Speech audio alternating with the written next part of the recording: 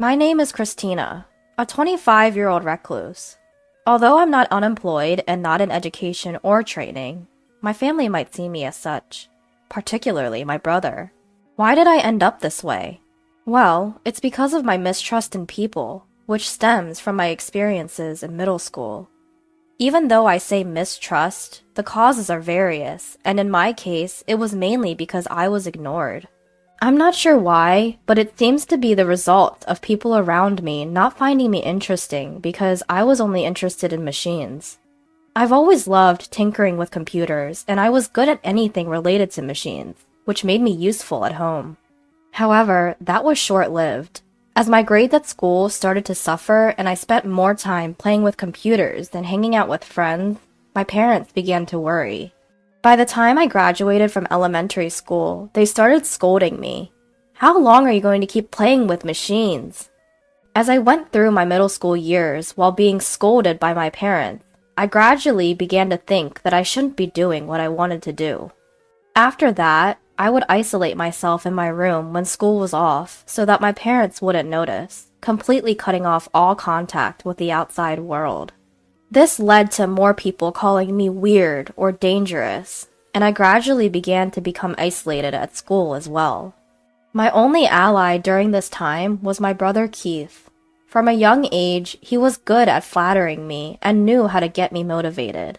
With Keith's support, I was able to graduate from compulsory education, but I didn't go on to high school and instead spent my time doing jobs that I could do on a computer at home. Right after graduating from middle school, around the age of 16, I was able to work part-time, so I used that money to buy old computers, disassemble them, and freely rebuild them from scratch.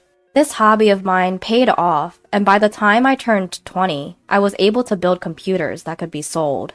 Then things quickly changed when I started a business where affordable computers were readily available, and I was soon well known. At 25, I have made a small fortune and have even managed to earn an income that allows me to put $2,500 into my parents' household every month and still have money left over. Although I had talked to my parents about my job several times, they didn't understand it, and after a few arguments, they established the stance that as long as I could support myself, they didn't care what I did. Thanks to this, my parents no longer interfered with my actions because I was contributing money and I was able to live freely at my parents' house. However, the one who didn't think highly of me was my brother. My brother, who had been my ally and the only one who understood me when I was a student, used to be very kind.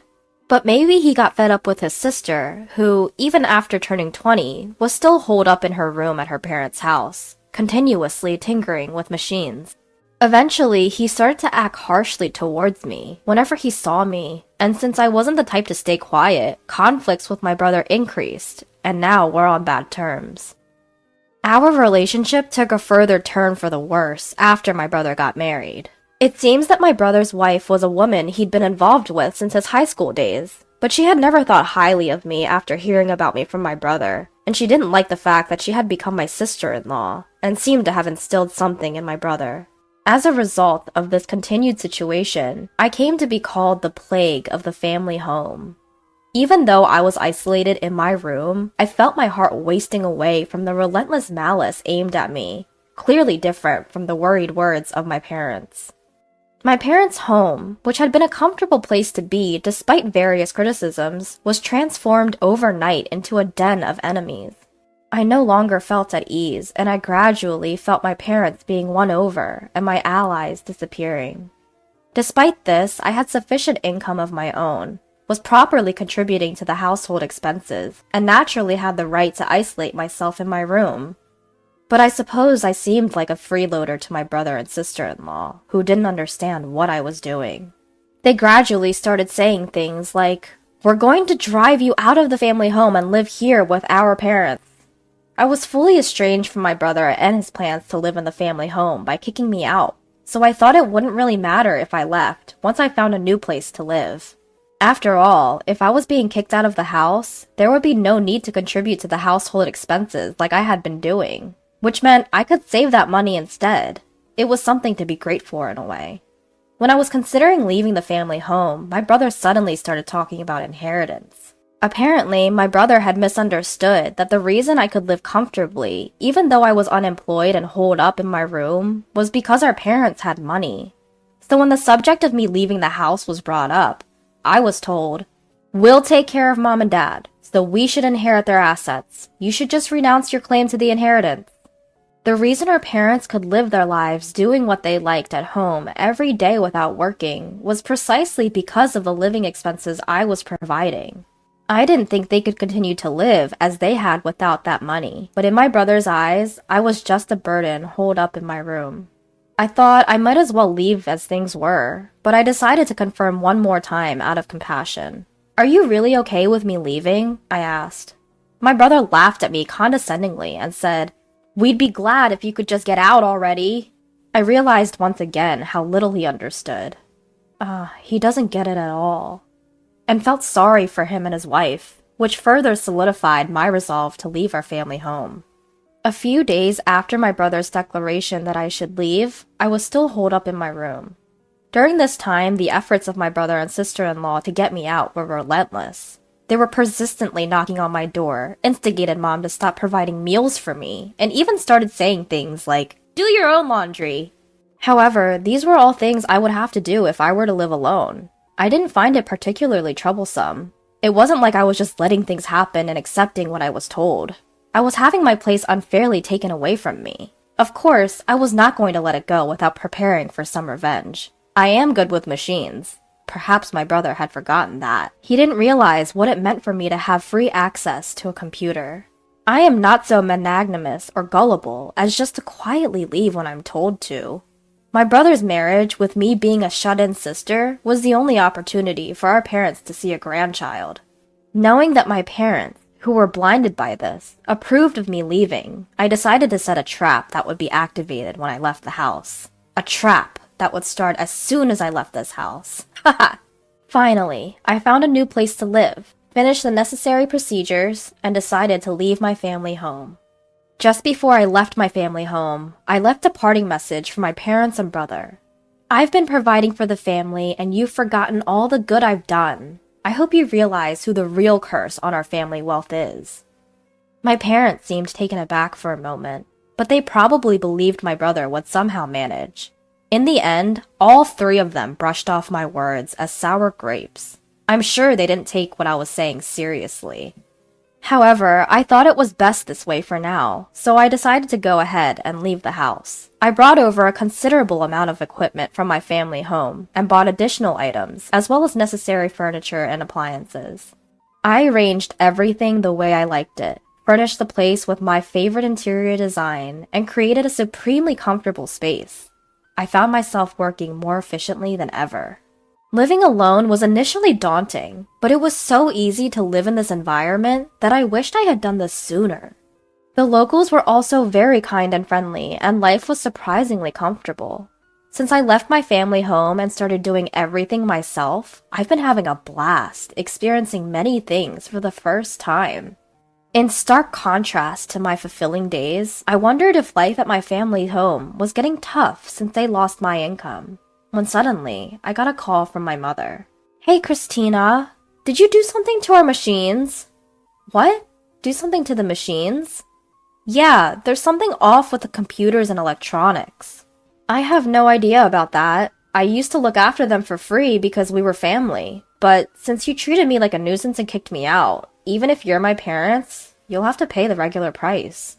"What? You're really greedy. We're your parents. At least give us a discount." "Well, in that case, I'd prefer to give my friends a discount. Unlike you, my friends don't treat me harshly." "Fine, you cheapskate!" Inwardly, I thought, oh, it's that issue.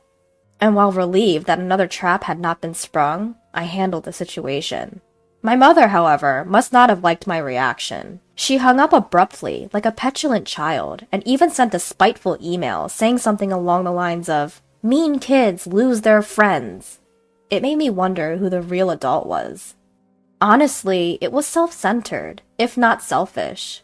As for what I had done to the family computer, I had merely returned all the status adjustments I had been doing for free for my family back to their original state. I bet to a novice, it probably seems like the computer started malfunctioning on its own. When I told them to request the company to fix it as an individual, they threw a tantrum. But well, it's within my expectations, so I decided to let it be. 6 months after being kicked out of my home, and just as I was getting the hang of living alone, my father gave me a call. I hate to ask, but can you lend me some money? Excuse me? Lend you money? What do you mean? Well, it's just that your brother and his wife have been spending a bit recklessly. They seem to be under the impression that we're rolling in dough, and it's nothing but complaints from them. They're always saying things like, give us money to buy this, or give us money to go there.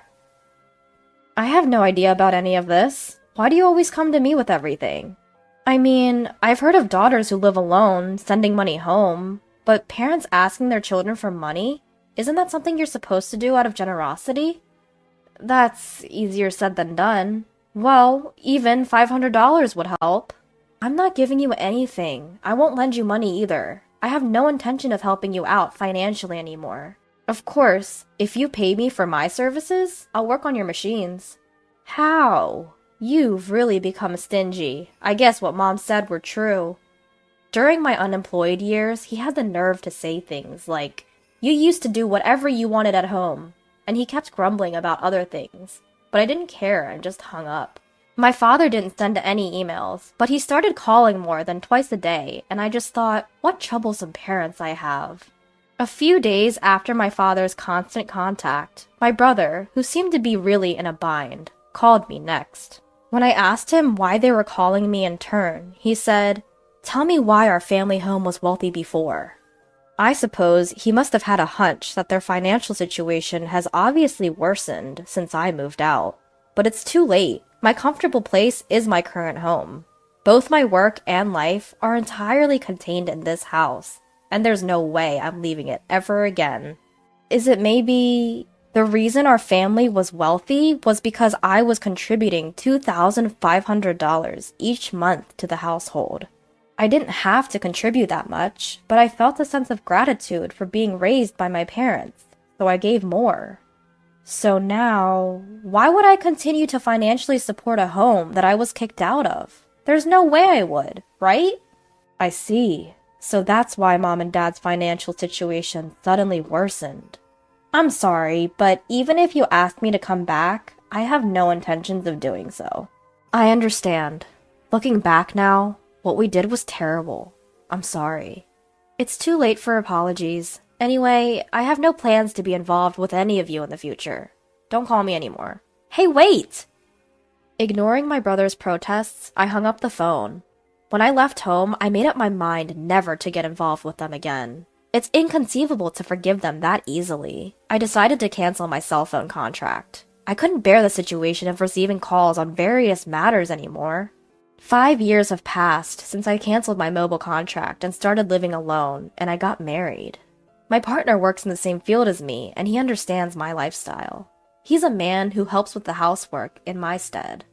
I thought about contacting my parents since they're technically my family, but it's too late. I haven't reported anything. However, my husband expressed his desire to greet my parents, and curious about the current situation, I hired a detective to investigate the situation at my family's home. Then, a slew of deaths came to light.